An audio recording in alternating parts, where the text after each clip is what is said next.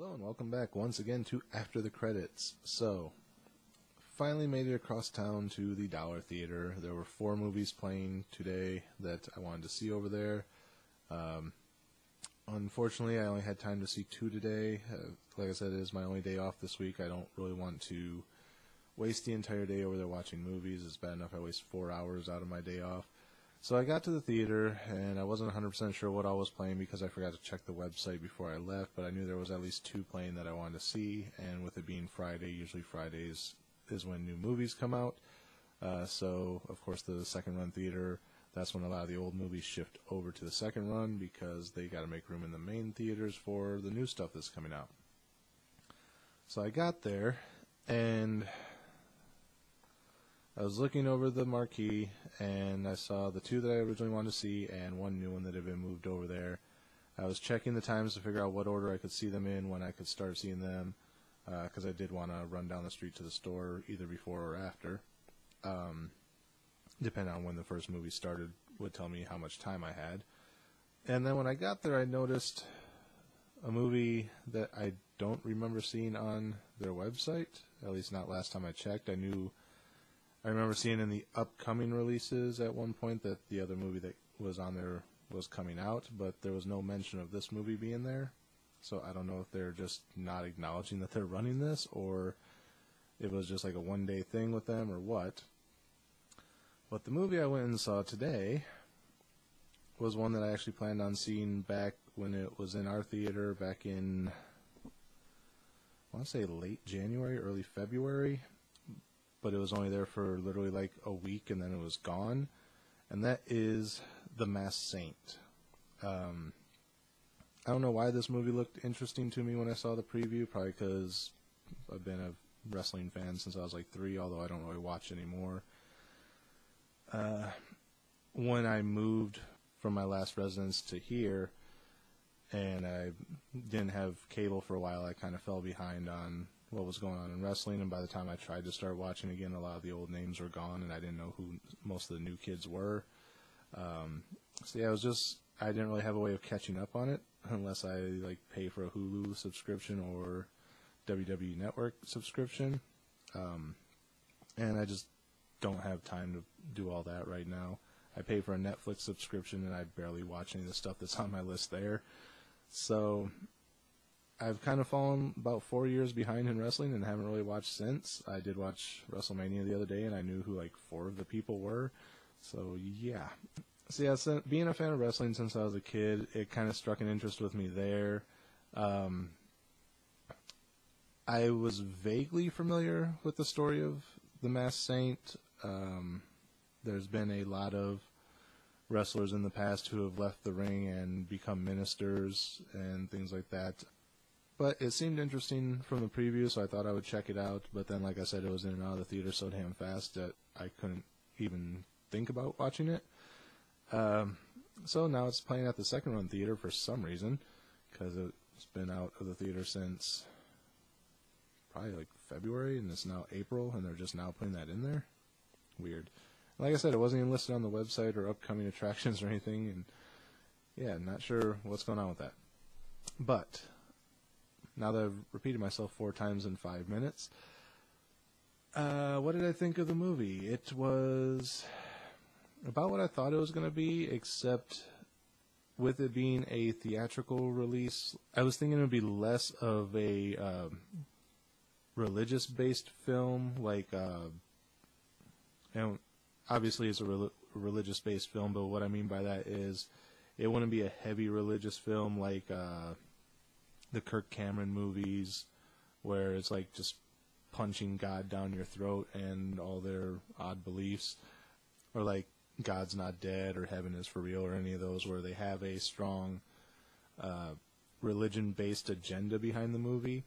I thought this would be more of a, this is a guy that became a preacher and this is his story. Kind of like if you look at things like Sister Act or The Preacher's Wife or movies like those where they're about a minister but they're not a heavy religious film.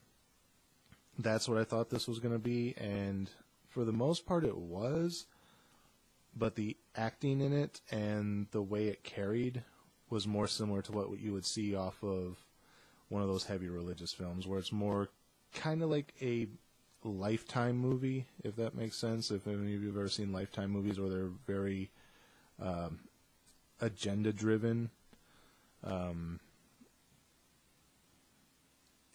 it kind of carried like that without actually being that. And I think that's kind of what hurt it in the long run, is it seemed like all those other films when it really wasn't. And it could have stood really well on its own had it been acted better or directed better, scripted slightly better. I'm not sure what it needed, but it could have stood a lot better than what it did.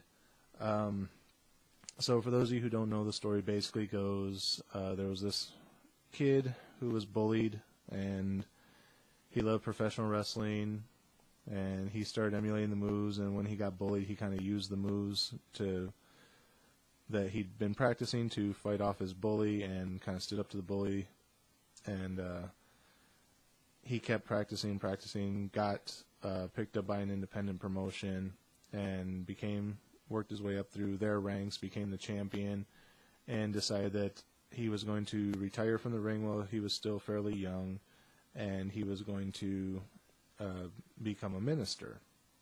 Like I said, not an uncommon thing for wrestling, especially back in his era.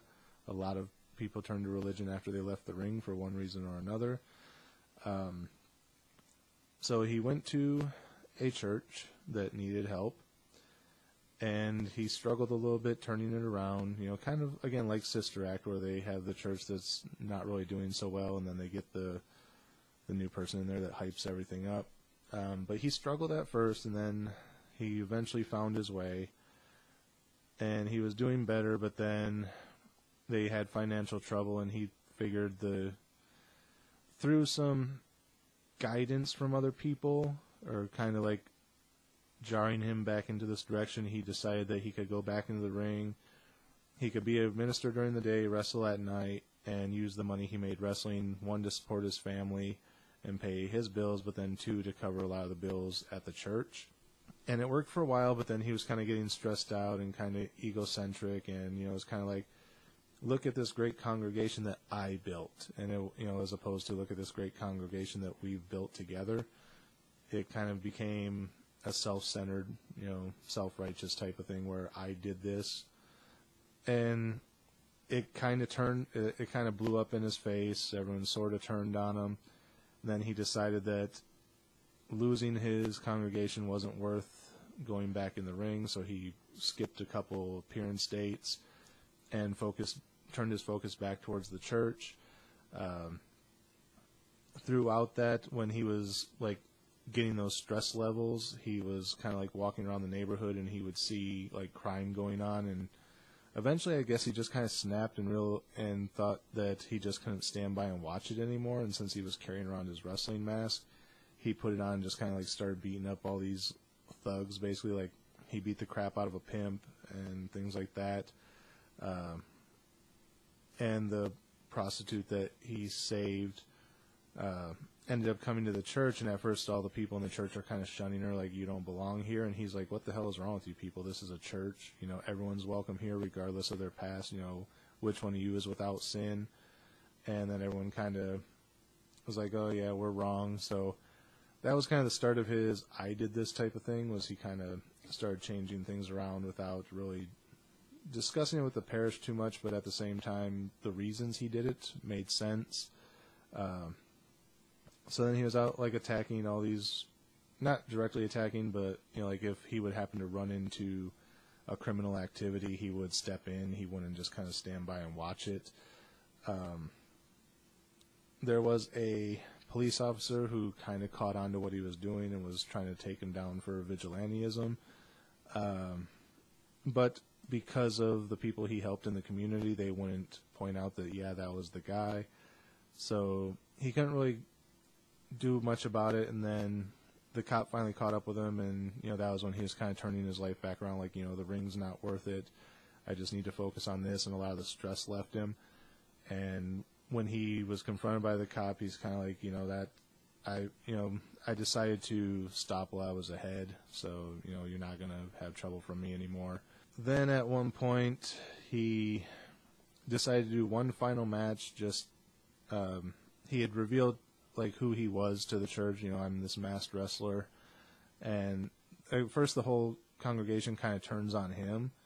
Kind of the same way they were against they're a very judgmental congregation. It's like, they talk about being righteous and all this stuff, but then like they don't live up to the lifestyle they try to preach to everyone else. They judge people based on their appearance and things like that, and they're real quick to turn on people at the drop of a hat. And this other guy who had kind of left the church at one point shows up at that point. He's like, you're all garbage, basically. He's being honest with you, asking you for a second chance, and this is the way you treat him. How many second chances has he given you? And so then the church kind of all turns around like, we're sorry. And, it's honestly, that's one reason I understand that a lot of people just can't get into religion, is because a lot of religious people are like that, and it's a real turnoff to some people. But, I don't want to get too much into a religious discussion, but I've seen that a lot in my years through different churches. And it's just a lot of people like that. They try and live this pious life, or claim that they live this pious life, but then they're the ones that are so quick to judge everyone else by the slightest thing. And so the church kind of turns around, gives them a second chance, and the next day the church is destroyed by some of the gang members that that discussion had came up because the church had been destroyed by some gang members the night before, or some of the people he had roughed up in the streets trying to clean up the area. They found out who he was, and they came and destroyed the church. And the next day when the congregation was there and they're like, what happened? He's like, this is my fault. And that's when he kind of explained like who he was. So then they're like, well, how are we going to fix all this? And he goes, well, I have an idea. And he went and talked to his former promoter, and he's like, I want to do one more match. You pay me, and it's not going to go to me. It's going to go straight to the church and repair everything. And the promoter reluctantly agrees. He goes into the ring, this time without his mask on, and he faces the guy who originally beat him for the championship. And, of course, he wins. There is a bit of an issue with the guy he's fighting against. Basically, when the character first comes into play, he's one of those guys that, he plays too rough. He doesn't really follow the scripted ending. He doesn't throw his punches. He's real rough in the ring, and he actually ends up breaking the Saint's leg in the first part of the movie. And the whole reason the Saint gets back in the ring later, when he decides that he can do it to make money to help out the church, is because he's sitting in the audience watching his friend wrestle, and he's wrestling the same guy, and the guy's about to break his leg too, and he just happens to have the mask in his pocket. So he pulls it on and kind of runs down in the ring, and it's like a surprise return. And then they kind of double team the guy. So then, that's when he starts wrestling again full time before he decides to step down again. But then at the end, he comes up to the promoter. He's like, look, I want to face him fair and square, not 2-on-1. No surprises, nothing like that. And he goes, and I want it to be a fair fight. And the promoter's like, there hasn't been a fair fight in wrestling since like the 40s or earlier, And he's like, well, either way, he's going to play rough. He's not going to follow the rules. So let's just see what the outcome is. And, whoever wins, wins, and whoever wins is the champion. And the promoter agrees to it, again, reluctantly. He's kind of forced into it, but he agrees to it. So they have their fight with the Saint unmasked. And, of course, the Saint overcomes the demon and wins.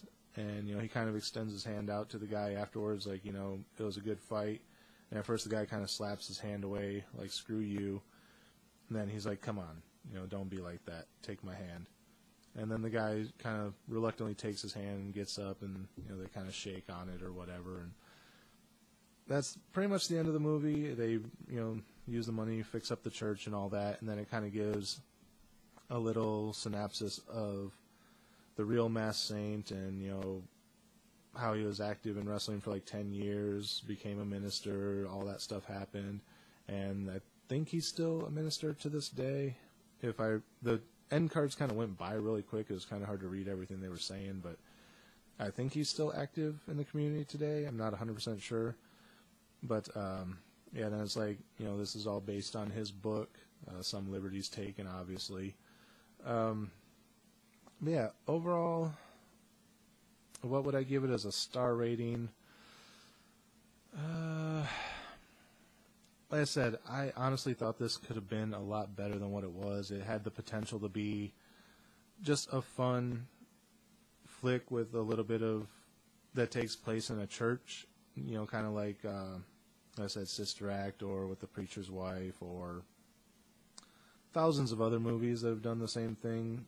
But it just has too much of that Lifetime movie or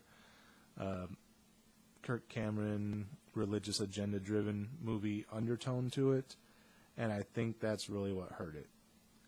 So as far as a star rating on this one,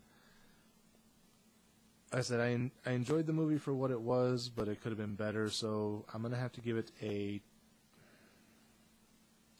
2.5, just to be fair. I was going to say a 2, but I don't think it quite deserves that, because, like I said, with the minor tweaks, it could have been a decent middle-of-the-road film, just something fun to watch, but because of those glaring issues with it and the implied forced undertone, I have to knock it down. I was going to knock it down to a 2, but like I said, I don't feel that it deserves that. It could have been more than what it was, so I'm going to say a 2.5. So that's my review on The Masked Saint. It might be out on DVD by now. Usually once things pop up in the second run theater, they're a couple weeks out from DVD, so I haven't actually been to the store lately to see what new DVDs are out, but if you see it and it sounds interesting, you like wrestling, you like those cheesy church flicks like Sister Act and Preacher's Wife and things like that, check it out. If you like Lifetime movies, check it out. If you like Kirk Cameron films, check it out. If you don't like any of those, don't check it out. You're not going to like it. So that's it for my review. What was I saying? If it's out on DVD and you like those, maybe check it out. If not, then maybe Redbox it. It might be in Redbox by now. It'd be worth $1 to watch. I paid $2 over at the Dollar Theater to see it, so no big deal, right? But that is it for my review of The Masked Saint. I do have another one coming up right after this, but I'm not going to tell you what it is. You'll have to wait until tomorrow when the new review comes out and see. So that is it for this episode. Again, as always, thank you for watching. Remember to like, comment, rate, subscribe, share the video. Links are down there and up there in the title bar if you're looking at this on YouTube. If not, then where are you watching this at? Interesting. But, as always, we will see you after the credits.